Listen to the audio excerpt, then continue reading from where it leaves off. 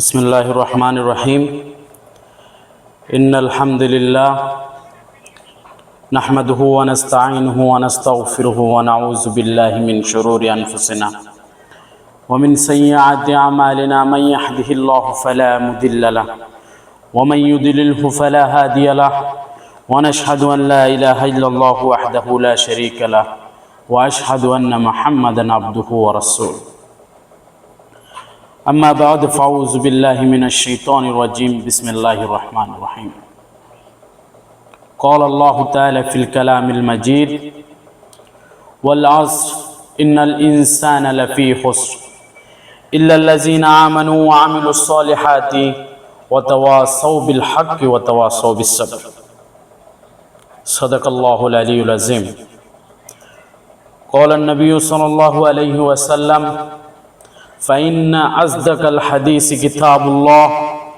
وخير الهدي هدي محمد صلى الله عليه وسلم وشر الأمور محدثاتها وكل محدثة بدعة وكل بدعة ضلالة وكل ضلالة في النار رسول পাক সাল্লাল্লাহু আলাইহি ওয়াসাল্লাম বলেছেন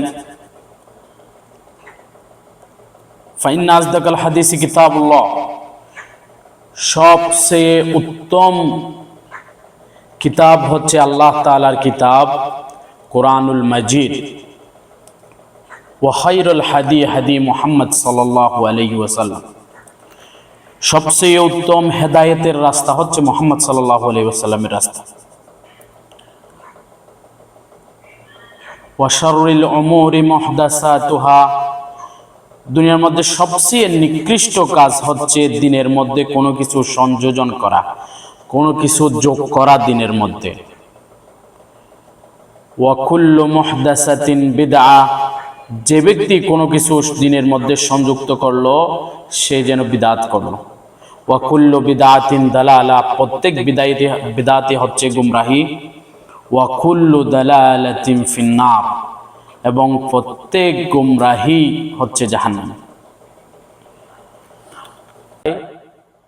তারা তাকে ঈসা ইবনে মারিয়ামকে তাদের রব হিসেবে মেনে নিয়েছে। তো এই মর্মে একটা হাদিসও আছে তিরমিজি শরীফের মধ্যে, হযরত আদি রাদিয়াল্লাহু তাআলা আনহু উনি রাসূল সাল্লাল্লাহু আলাইহি ওয়াসাল্লামের সামনে আসলেন। ওনার গলার মধ্যে একটা সেলেবি, যেটা ওই প্লাস ক্রস চিহ্ন আছে, ওটা ঝুলানো ছিল। তো রাসূল সাল্লাল্লাহু আলাইহি ওয়াসাল্লাম তাকে বললেন যে তুমি এটা খুলে ফেলো।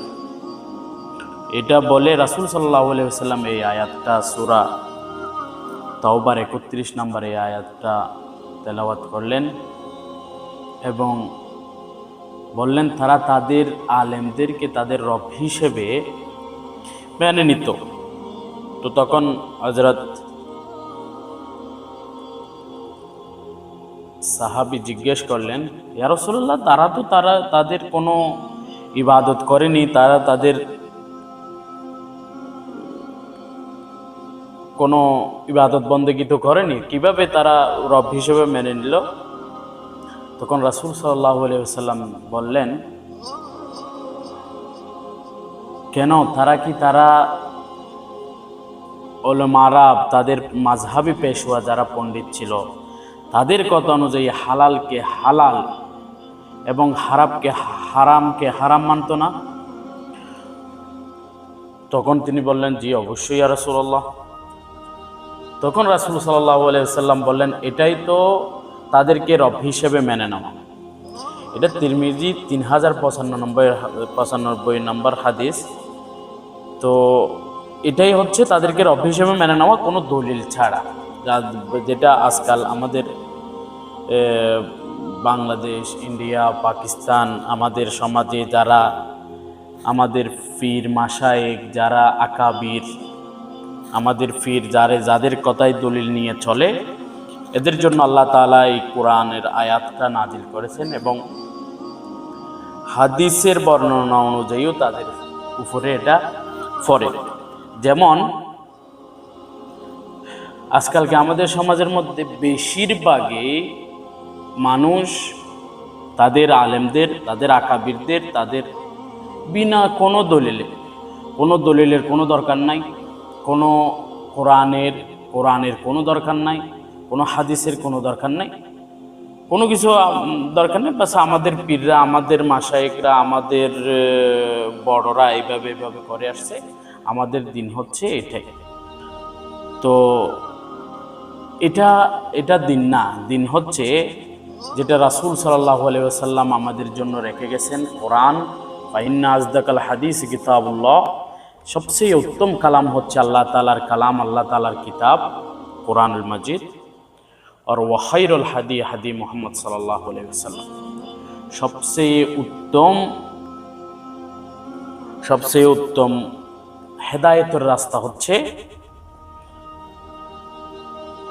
মুহাম্মদ সাল্লাল্লাহু আলাইহি ওয়াসাল্লামের রাস্তা। এবং সবচেয়ে নিকৃষ্ট কাজ হচ্ছে ওয়া শাররুল উমুরি মুহদাসাতুহা, সবচেয়ে নিকৃষ্ট কাজ হচ্ছে দিনের মধ্যে কোনো কিছু সংযোজন করা, নিজের ব্যক্তিগত মতামত, ব্যক্তিগত কোনো মতভেদ ইসলামের মধ্যে ঢুকিয়ে দেওয়া, ইসলামের মধ্যে দাখিল করে দেওয়া, এটা সবচেয়ে নিকৃষ্টতম কাজ। ওয়া কুল্লু মুহদাসাতিন বিদআহ, সব সংযুক্ত কাজ করাই হচ্ছে বিদআত। ওয়া কুল্লু বিদআতিন দালালাহ ওয়া কুল্লু দালালাতিন ফিন্নার, সব বিদআতই হচ্ছে গুমরাহি, সব গুমরাহি হচ্ছে জাহান্নাম।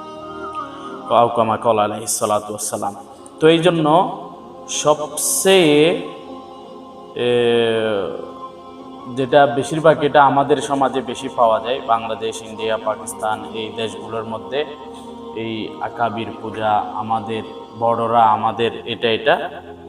তো রাসূল সাল্লাল্লাহু আলাইহি ওয়াসাল্লাম আমাদের কাছে এই কাজগুলো করতে নিষেধ করেছেন। সবচেয়ে কাজ হচ্ছে আমাদের জন্য হুজুর পাক সাল্লাল্লাহু আলাইহি ওয়াসাল্লাম যেই জিনিস রেখে গেছে সেটা হচ্ছে কোরআন এবং সুন্নাহ, কোরআন এবং হাদিস। এই জিনিসগুলোর মধ্যে যদি আকাবিররা থাকে তো আলহামদুলিল্লাহ, সমস্যা নাই। আর যদি না থাকে তাহলে আমাকে একে পরিত্যাগ করতে হবে। আর তখন এই বড়দের যেটা উদাহরণ আমাদের মধ্যে দেয় যে আমাদের পূর্বপুরে, এটা হচ্ছে আবু জাহেলের উদাহরণ।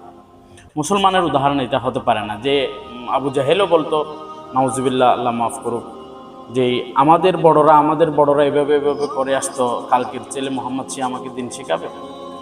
তো যেটা আকাবিরদের পূর্বপুরুষদের যারা দোহাই দেয়, এদের এই কথাটা হচ্ছে আবু জাহেলের কথা। মুসলমানের কথা হচ্ছে জাআলাল হক ওয়া জাহাক্কাল বাতিল, যখন সত্য আসবে মিথ্যাকে আমাকে পরিত্যাগ করতে হবে। ইসলামের মেন শিক্ষা হচ্ছে এটাই, জাআলাল হক ওয়া জাহাক্কাল বাতিল। যখন আমি নিজে করতাম কোনো একটা কাজ, নিজে করতাম, আগে থেকে করতাম, আমাদের বাপ দাদারা করত, যখন আমি কোরআন হাদিসের দলিল পাইছি, যখন আমার সামনে কোরআন হাদিস আসছে, তখন আমাকে ওই কাজটা পরিত্যাগ করতে হবে, ওই কাজটা আমাকে বর্জন করতে হবে। এটা ইসলামের শিক্ষা। তো এটা করতে হলে সর্বপ্রথম আমাদেরকে যেতে হবে কোরআন এবং হাদিসের তরজমা পড়তে হবে। কি বলছে আল্লাহ পাক রব্বুল আলামিন আমাদের জন্য, কি মেসেজ দিচ্ছে। এই কোরআনটা হচ্ছে আল্লাহ তাআলা রব্বুল আলামিন আমাদের জন্য পাঠাইছে। এই কোরআনটা তেলাওয়াতের জন্য পাঠায় নাই।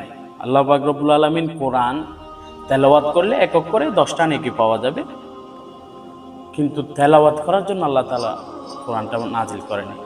কোরআনটা নাজিল করেছে এটা বোঝার জন্য। এখানে আল্লাহ তাআলা কোরআনের মধ্যে বলতেছেন, আমি কোরআন, এই আমার আয়াতসমূহ হচ্ছে নসিহত।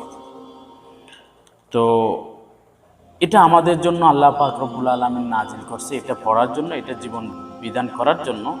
এটা আমি তখনই বুঝবো যখন এটা আমি বাংলা তর্জমা পড়ব। আমার ভাষায়, আমার যেই ভাষা আছে ওই ভাষায় যখন আমি এটা পড়ব, তখন আমি জানবো এখানের মধ্যে আল্লাহ পাক রব্বুল আলামিন আমাদের জন্য কি মেসেজ দিয়েছেন, কি বলছেন। যেমন নাকি একটা উদাহরণ দিই,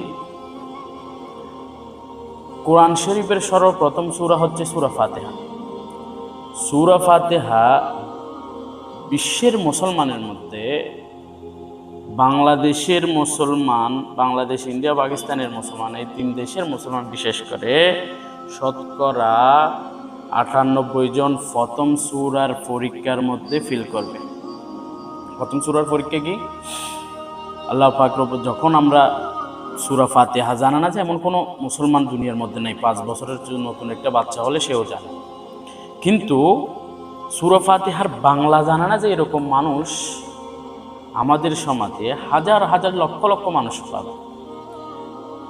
তাদের মধ্যে যেমন নাকি আমরা প্রতিদিনেই বলতেছি, প্রত্যেক নামাজের মধ্যে, প্রত্যেক ইবাদতের মধ্যে, প্রত্যেক কোনো কিছু করার আগে সূরা ফাতিহা যারা আমরা পড়ি, এমনকি প্রত্যেক যারা 5 ওয়াক্ত নামাজ পড়ি, 5 ওয়াক্ত নামাজে কমপক্ষে যে ফরজ নামাজও পড়ে, সে 17 রাকাত নামাজ পড়ে। 17 রাকাতের মধ্যে 17 বারেই আমরা সূরা ফাতিহা পড়ি।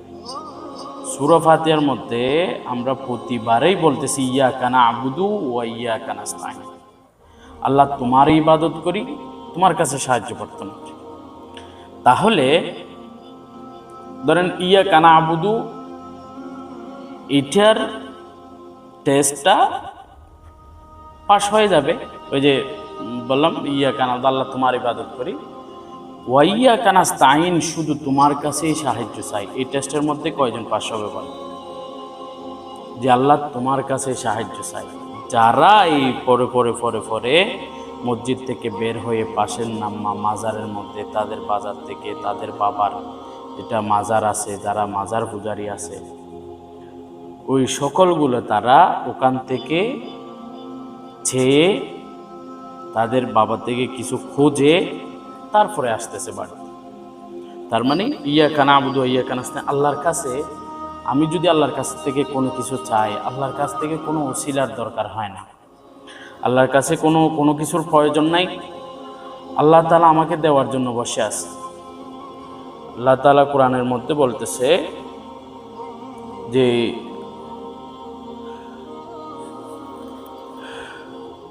আমার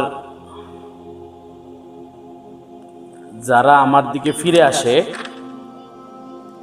আল্লাহ তাআলা সূরা মাইদার 103 নম্বর আয়াত, সূরা মাইদার 103 নম্বর আয়াত, আল্লাহ তাআলা কোরআনের মধ্যে বলতেছে যে আমি আমার জন্য কোনো ওসিলা মুকাররর করিনি, আমার জন্য কোনো ওসিলার দরকার নেই, যারা আমার থেকে চাইবে সোজা চাইবে। আল্লাহ তাআলা কোরআনের মধ্যে বলতেছে উদউনি আস্তাজিব লাকুম, তোমরা আমাকে ডাকো, আমি তোমাদের থেকে সাড়া দেব।